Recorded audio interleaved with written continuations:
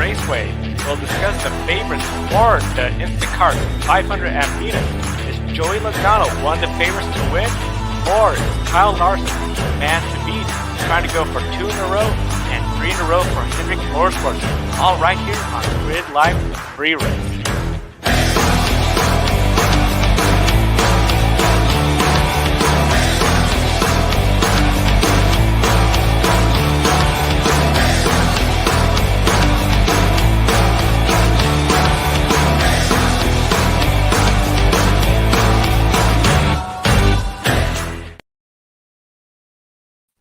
Hello, everyone. Welcome to Grid Live Pre-Race, NASCAR Cup Series Instacart500 from Phoenix Raceway. Joe Samaniego here, along with Matt White and Kobe Lambeth from the Podium Finish.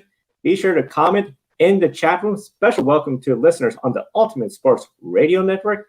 Phoenix cited the championship deciding race again this year, later on the season. Chase Elliott, he won there last year at Hendrick Motorsports. Trying to go for 3 in a row for Hendrick Motorsports. 4 out of the last 6 races counting the prior year. And Kyle Larson took the win last weekend, may see him as the championship contender. In your opinion, has Kyle Larson become the #1 driver so far this season? Well, if you just take the results as they are for the first 4 races of the season, you'd have to go with yes. He's the highest cup runner in the Grid World Motorsport League. After the first 4 races, he had a top 10 in the Daytona 500, had a shot to win the road course race the week later, had a very good run at Homestead, came up with a good result there, and then obviously the pretty dominant win, really, when you look at it last week at Las Vegas. So there was more than some talk over the winter that it's going to take Kyle a little while to get himself settled in at Hendrick, and many earmarked the Bristol Dirt Race coming up in 2 weeks' time, that could be his first victory, but he's already got it under his belt. So we all know the whole story. We've reported it and talked about it a lot on the Grid Network videos over the last sort of 12 months, I guess, almost 12 months now since it started in early April last year. Great to see him back. Great to see him winning.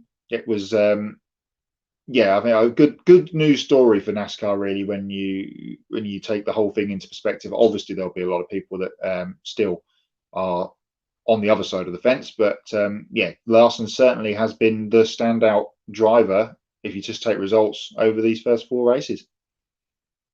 Yeah, Matt, you bring up the point of what everyone was talking about during the winter. They thought it would take Kyle Larson a while to get used to stock car racing again after everything that happened last year with Monza Madness, and then going dirt racing full time for the rest of 2020. And it's really clear that Kyle Larson obviously hasn't missed a step, and it's really crazy because he was in contention and ran strong in all of the races so far this season, including it looked like he would have had a chance to win at the Daytona road course, but ended up spinning out very late in the game. Then had a great run at Homestead, as you mentioned, and then dominated the race at Las Vegas. And people have always said once Kyle Larson was able to get in a top tier Chevrolet team, we could really see the talent that everybody has hyped him up on for so many years.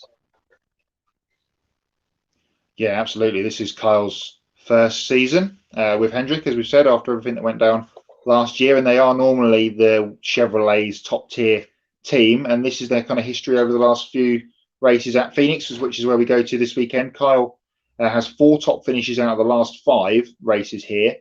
Obviously didn't run the full race last year, so he'd be a good one to pick in fancy again, I guess, this weekend coming up. His teammate Chase Elliott has only got 2 top 10s in the last 5 races at this racetrack, of course, one of them being the winning the championship last November. William Byron has an Xfinity win here and 3 top 10 finishes in the Cup Series. Alex Bowman has a best of 6th place. Of course, that day that he stood up in the seat for Dale, when he stood in for Dale Jr. and finished 6th back in 2016. Guys, is this the weekend that Hendrick Motorsports finally shows their real speed of the HMS of old? I say yes, especially seeing what they've done this year. Daytona, we know that's pretty much a restrictor plate track, super speedway. Makes it really challenging for whoever is racing. When it comes to essentially the big thing, when it comes for Hendrick Motorsports, and this year, after Daytona, Kyle Larson had a shot at a top 3 finish at the road course. Homestead, well, we saw William Byron take the win. And then last weekend, all of them were at some point running the top 10. We know Bowman had the late tire go down. That ruined his race. But there they all are. It's Phoenix, especially this track. I think we're going to see a Hendrick Motorsports Chevrolet contending for a win. Yeah, people have always been asking recently and last season as well, when is Hendrick Motorsports going to return to Hendrick of old when we saw Jeff Gordon, Jimmy Johnson, Dale Earnhardt Jr., Mark Martin dominating and winning all of these races. And now Hendrick Motorsports has 4 cars all running well with William Byron, Chase Elliott, Kyle Larson, Alex Bowman, although he hasn't really had the best of luck. But Bowman's still running strong throughout the race. So 4 really fast Hendrick cars clicking on all cylinders. I think the rest of the field should be worried. The team has 11 wins at Phoenix in its history, tops the all-time winners list in terms of teams. Roush Fenway is second on that list with 6, so a bit of a gap between the top 2. And Roush, of course, we saw their resurgence a couple of weeks ago at Homestead. Didn't have a great day last week at Vegas, so let's hope they can get back on the horse this weekend in Arizona. When it comes to drivers, Kevin Harvick is the all-time winner at this racetrack with 9 victories. He pretty much holds every record here. Number 1 in driver rating, 9 wins, as I mentioned. Second on that list is Jimmy Johnson with 4 in the all-time list. He leads all active drivers with top 5s and the top 10 finishes at this racetrack, and he's number 1 in the all-time lap leaders chart.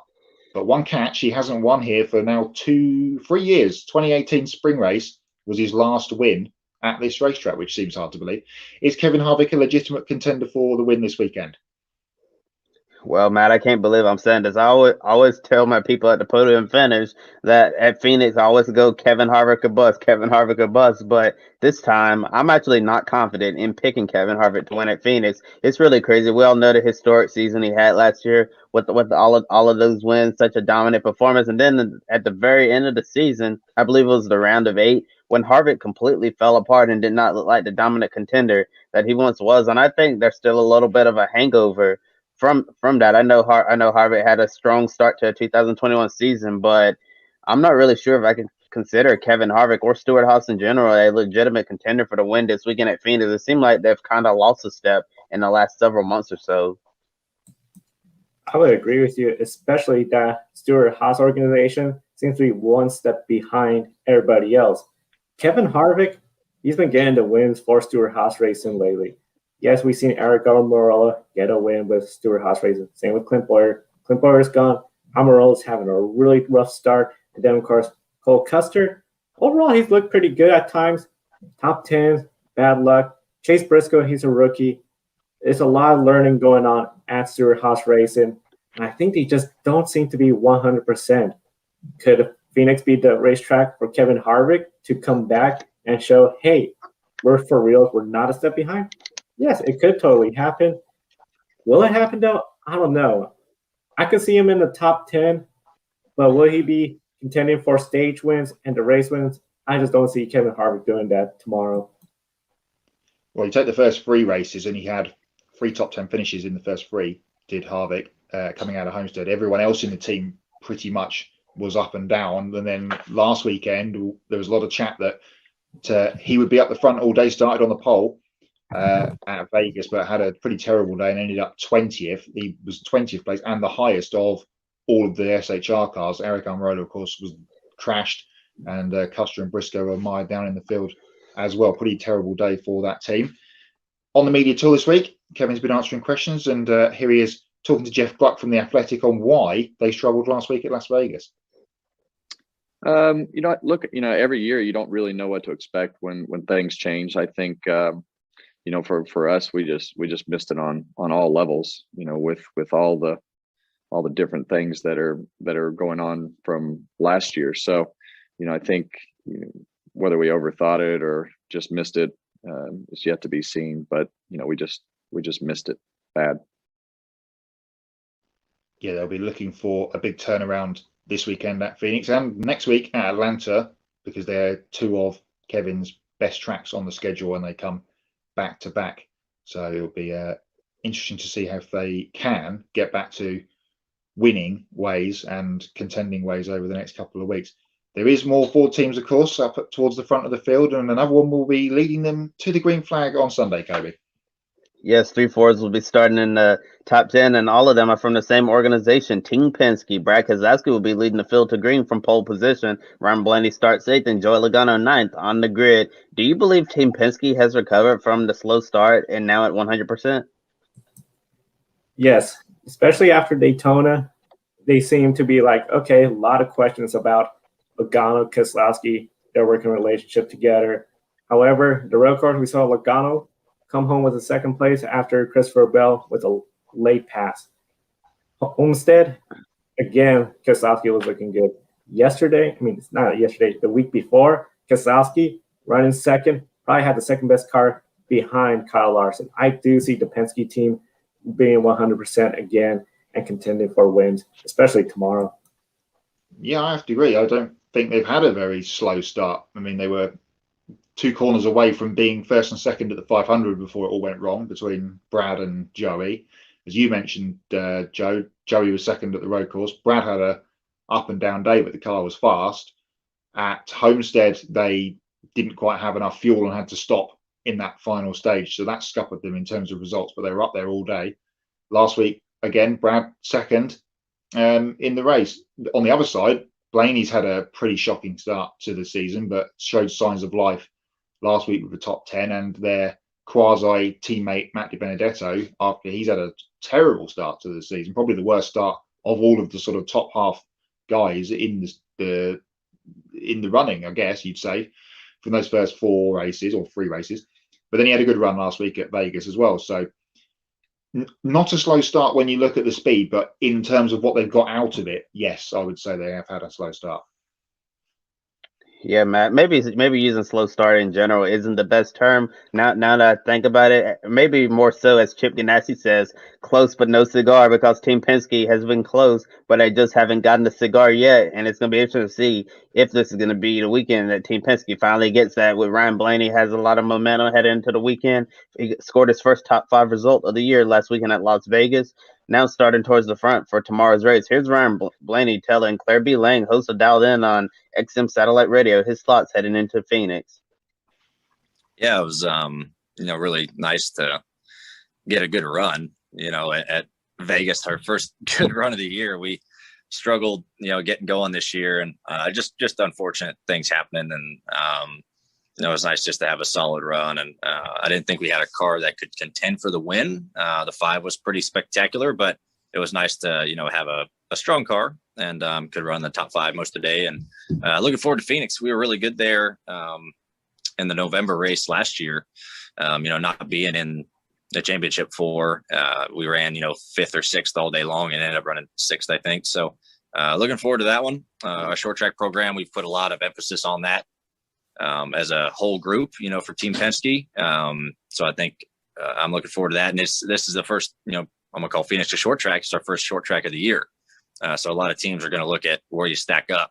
Every team looked at Homestead and Vegas as a mile and a half to see where you stack up there compared to other teams. And people are really going to be focusing on this one too, to kind of see where your short track program is at right now. So I'm looking forward to it. It's always been a good track for us, and hopefully we can build on our solid run there in the fall last year. Yeah, Ryan Blaney definitely looking forward to a good run tomorrow, as well as his teammate Brad Keselowski. Joey Logano is also going to be a contender for the win as well with his teammates. And Logano is the defending race winner at the Phoenix Spring Race, and this was the last race before the shutdown from the pandemic. After Phoenix, Atlanta got postponed. We had no racing for a while, lots of uncertainty about the future, and NASCAR did eventually return to action in May at Darlington Raceway. Jenna Fryer from the Associated Press asked Joey Logano about that race and what he misses since the last race in normal times. Well, there's a lot that I miss. It's such a loaded question when I get that one. I miss a lot. Obviously, the fans not being at the racetrack, the energy that they bring is second to none. So, that quietness is awful. So I like hearing the cheering, the booing, everything in between. Like, I like that. I liked having, our sponsors at the racetrack and people walking through the garage thinking it's the coolest thing they've ever seen when they see these cars up close. Like, I remember my first time that I went in the garage, as a kid, and I thought, oh my gosh, like that's Jeff Gordon's car or Dale Jr.'s car. Like, that's the one I've seen on TV. Is the coolest thing. And I want people to have that same experience that I had. So I want the fans back desperately. And we're doing that, right? Don't get me wrong. We're definitely adding as much as we safely can. So I like that we're pushing the boundaries there. I miss practice. I miss qualifying. I miss that comes with it. I don't miss it every week, but I miss working on the car and talking to your crew chief and the engineers about how can we be better for the race, and the moments when you go out there to qualify and your adrenaline is going so hard that you're shaking, right? I have to relap because you're pushing so much harder and you feel comfortable. Like I miss that feeling. Like I said, we don't need that every week, but I do think, and we're going to have some of that this year, as we go to these new racetracks, but I miss some of that, going to work on things. And here's a friendly reminder that we do have a documentary from 2020 called Racing with Uncertainty, reliving all the emotions and memories from 2028. Such a challenging and emotional year for many. So definitely, we highly encourage you to check out that documentary. We worked really hard on that and captured many emotions. Gentlemen, Joey Logano is the defending race winner. We have the same package for the track as we had last year. He has the same team. Is he the Team Penske driver most likely to contend for the win, or is that going to be Brad Keselowski or Ryan Blaney? Just quickly to Joey's point in that video about fans coming back, wasn't it great to see so many people at Las Vegas last week? Obviously, the capacity was capped, and they've done the same for Atlanta this weekend, and it's sold out. So the appetite for the fans getting back is fantastic. Can't wait to get out to see something over here in the UK later in the year myself once we get the opportunity. So yeah, really good to see that suddenly not suddenly, but we are beginning to come out of the funk of 2020. And definitely, if you haven't seen our Racing with Uncertainty video, then make sure you check that out at some point. Going back to last year's race, yes, Penske will be strong, and as we see at all the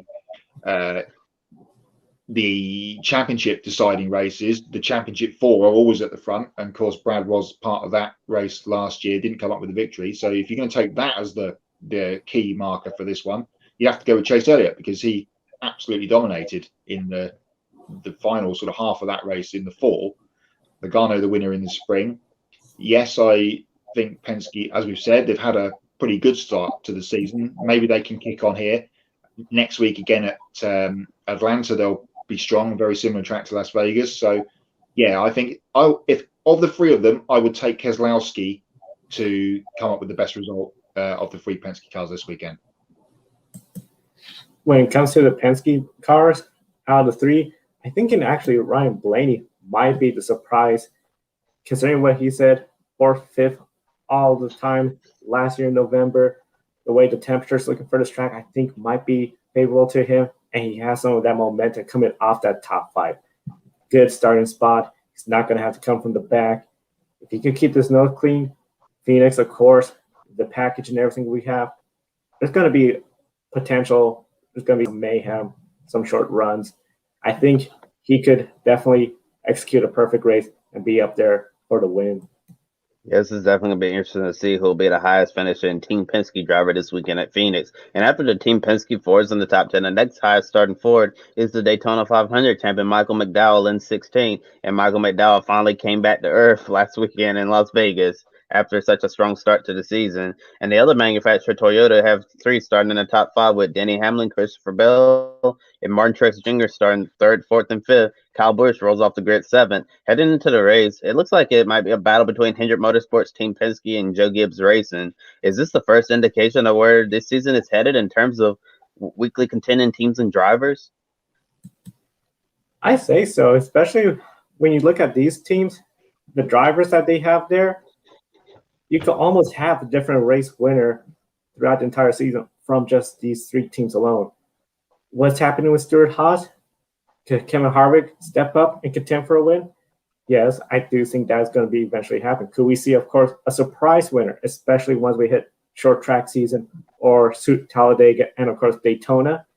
Of course, those super speedway races, we've seen a bunch of surprise winners in the past. But when it comes for weekly favorites, week in and week out, Hendrick, Penske, and Gibbs those are the three that are looking really hard to beat right now. Yeah, absolutely. And you mentioned Harvick. They will win at some point during the season. There's no doubt about that. Whether they will get to the level that they were at last year with the 4 team obviously remains to be seen. But yes, between the big three, they are going to be the big. Well, we talked about the big three in Cup, didn't we, a couple of years ago in terms of drivers. These are the big three in terms of teams: at Penske, Hendrick, and Gibbs. Got a funny feeling it's Gibbs' turn this week. Penske have been strong, haven't come up with it. No cigar, as we mentioned. Hendrick have had the wins the last couple of weeks. I've got a funny feeling that this might be a Gibbsy kind of weekend, especially if, the weekend's already started well with Ty Gibbs winning the ARCA race on Friday night. So watch out for the Gibbs cars this week. And it's funny that you mentioned Joe Gibbs Racing, Matt, because once we get to our pick a winner session a little later in the program, I'm actually picking a Joe Gibbs Racing driver to win, but it might not be the Joe Gibbs Racing driver that you expect. And with Hendrick, Penske, and Gibbs entering Phoenix with a lot of momentum, Stewart-Haas Racing, as we mentioned, is looking to catch up. And this is hard to believe, but SHR's last win was the Bristol night race with Kevin Harvick in September. Yeah, long time ago. At Phoenix, the last race winner not to come from the big three, Hendrick, Penske, or Gibbs, or Kevin Harvick for that matter, because we mentioned how good he was here. You have to go back to 2017 for this spring race, and that was Ryan Newman when he won for RCR. So pick a winner, as Kobe mentioned later on in the show. Maybe Newman is one to think about down at the track. I've got someone up my sleeve to pick a winner that you might not think about. We'll come back to that later on. Let's talk about the weather for the weekend. Down in the desert, pretty good, as you can see from the graphic on screen.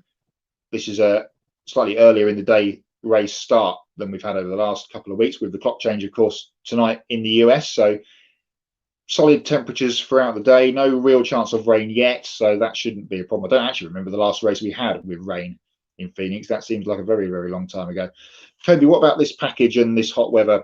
Does it make a change to the challenge for the racers? Well, Matt, if we were talking about this package and last weekend at Las Vegas, then we might have a problem. But this weekend we have the 750 horsepower lower downforce package. So I think that hot and slick conditions for this particular package, I think it works out pretty well. And looking at past races with low downforce and high horsepower, hot warmer weather, that really is a recipe for success. But if you're looking at last weekend at Las Vegas, if it was this type of weather, this is something that you do not want to see. And with cooler conditions, with the 550 horsepower high downforce package, that's definitely ideal conditions. And that's why we saw a lot of decent racing last weekend. So with the package this weekend, I don't think the weather's going to be a concern at all. No, absolutely. That race last weekend was terrific, especially stage one, where no one could get away. And we saw 10, 12 people all fighting for the lead throughout pretty much the whole of the first stage. Back to Phoenix, 49 races have taken place in the Cup Series at this racetrack. So it'll be number 50 this weekend. 9 of them have gone to overtime. The most recent ones, 2020, 2017, and 2016. Stages this weekend, 75 laps for stage 1, 115 for stage 2, and 122 laps in stage 3. Of course, this is a 500-kilometre race this weekend. 7.3 the average for cautions per race at Phoenix Raceway. Joe, what kind of setup will most of the teams be looking at this weekend? For this weekend, especially, looking at not a whole lot of long runs. Of course, stage 1, 75 laps, but we know there's potential for caution, especially with this package and the way the track is pretty short compared to other tracks. When it comes to the later stages, of course, 115 laps, again, you're going to be looking at potentially another caution here and there. The chances of green flag pit stops, I think, are going to be really slim, especially with the stage lengths. The big thing, of course, at the end, we've seen time and time again, we've had races, some of them go into overtime, some of them just still a short run, 3, 4, maybe even 5 laps to the finish. So I'll be looking at a setup where the car is going to have a lot of initial short speed for the short runs and definitely be contended. I wouldn't be expecting a whole lot of long run speeds. Yeah, absolutely. It's we didn't see many cautions here in the 2 races last year, so I don't expect that to change too much this weekend. Before we get on to the other big race of the weekend, which is, of course, the Xfinity race on Saturday evening, let's take a look at the World Motorsport League, because we are now 3 weeks down in the World Motorsport League. This is weekend number 4. Only the Cup race and the Xfinity race scoring World Motorsport League points. Ben Rhodes became our newest entrant into the top 10 last week, and you can see that on the screen. Now he's in third place, 2 wins and 1/10th position so far for him in the Truck Series. They're back at Atlanta next week. Of course, next week, Saturday, is a double header with Xfinity and Trucks on the same day. So that's always a good watch of a Saturday afternoon. Shouldn't be any more changes. All the calculations have been done already for this week in terms of who can get into the top 10. And nobody will. So that will be the week 4 standing as well as it stands. Coming up in a couple of weeks, of course, we've got next weekend, we've got, as I mentioned, Trucks, Xfinity and Cup at Atlanta. 3 supercar races because they're back in action for their second round. They're at Sandown. Of course, the big news going into that weekend is Shane Van Gisbergen going to be fit after his collarbone surgery. He's missing the Australian GT round at Phillip Island this weekend, being sat out. Garth Tander is hotly tipped to take his seat if he cannot come in. So 3 races for them. Supercars becomes Grid World Motorsport League eligible, as does IMSA, because of course the Daytona 24-hour qualifying race counted for Grid WML points. So Sebring 12 Hours next Saturday, the second biggest race of the IMSA season, down there in Florida. So that will be another eligible championship coming up next week. Of course, we'll have the update on the Grid WML in the week on Wednesday, and then we'll have the updated score from a big weekend coming up next weekend. And then over the weekend after that, of course, we've got Bristol and Formula One getting underway at the end of the month.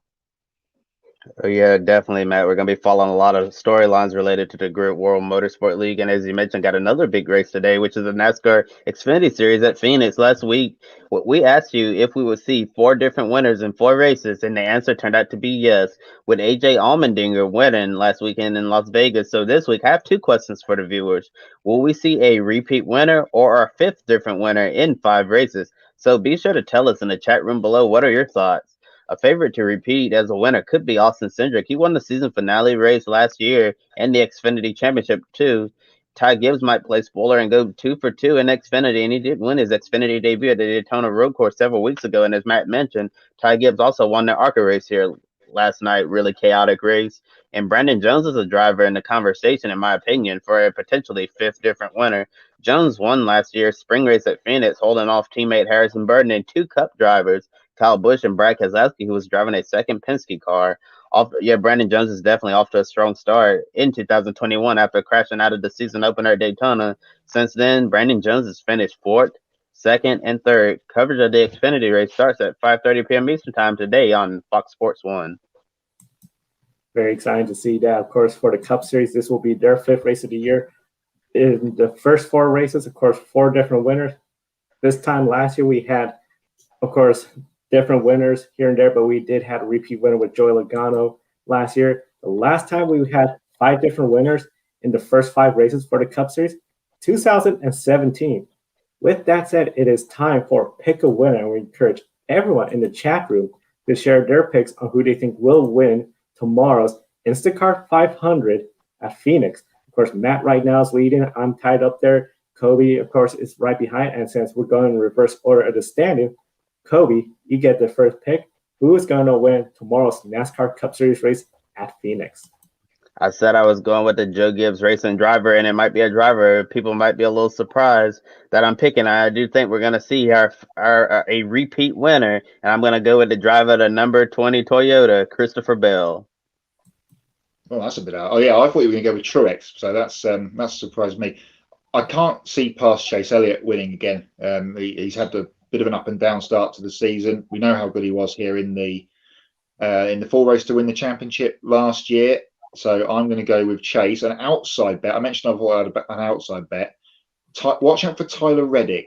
He is very good at this racetrack and was going well here in the spring last year before he had a flat tyre late in the going. So that cost him a good result. Chase is my selection. And as a quick Xfinity side note, Daniel Hemrick on the pole. I think he gets his first win in the NASCAR Touring Series this weekend. Got a funny feeling that Hemrick can continue the Xfinity streak as well. Wow, 2 great picks. I know it's my pick. I'm going with the Ford, particularly out of Team Penske. I'm going to go with Brad Keselowski. I do think Ryan Blaney is going to be up there, but I always feel with Ryan Blaney, sometimes it just seems they can't close the deal. Brad Keselowski can, especially after that second place finish last weekend. So I do see Brad Keselowski being my pick for pick a winner. We encourage everyone to share their picks online in the comments or in Twitter using the hashtag pick a winner. And we're now doing pick a winner on TikTok as well. So if you're on TikTok, be sure to find the Grid Network there.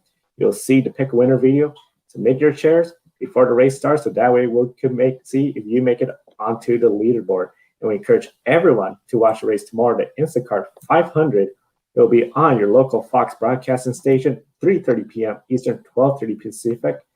Going in reverse order, of course, of what we did for pick a winner. Kobe, Matt, it's definitely going to be really interesting to see. I know, Kobe, you're the defending champion. Matt, you got the lead. I just think it's going to be really fun to see everything that happens this year with pick a winner. Now, tomorrow, of course, we have Grid Live wrap-up. It is scheduled to take place 90 minutes following the conclusion of the race. Be sure to follow us on Twitter at Grid Ranking for any programming changes throughout tomorrow's race in case we do have long delays. And, of course, new Grid World Motorsport League standing Monday. Be sure to follow Matt at the Grid World Motorsport League on Twitter at Grid_WML. Wednesday, Grid tonight, 6:30 p.m. Eastern, and Thursday, the Women Racing to Win. We invite everyone to invest in the Grid Network. Visit our Patreon page, link in the video description. Join Colin in keeping us on the air throughout 2021. Special thank you to our new subscribers on YouTube and followers on Twitter and TikTok. And be sure to get your free family member goodies from Publis. Link in the video description gets you a 10% discount for being a Grid Network viewer. All proceeds when you purchase dog collars, clothing, and accessories goes to helping homeless, sick, and rescued dogs, a great cause we all care about. We want to thank everybody for tuning in for today's coverage of the Instacart 500 pre-race show. With Kobe Lambeth at the podium finish, Matt White at the Grid World Motorsport League. I'm Joe Santiago. Thank you for watching. Have a wonderful day and enjoy the races. Joe Samaniego here. Want to invite you to go check out Publis. Publis is a dog clothing and accessory company based in Austria. 10% of each of your purchases goes to helping dogs in need, whether it's homeless, sick, or ill dogs. This is one of the reasons why we support it. Kiska here is a rescue dog from rural Alaska and our Grid office dog. We care about our furry buddies, and we know you do as well. Definitely check out Publis.com.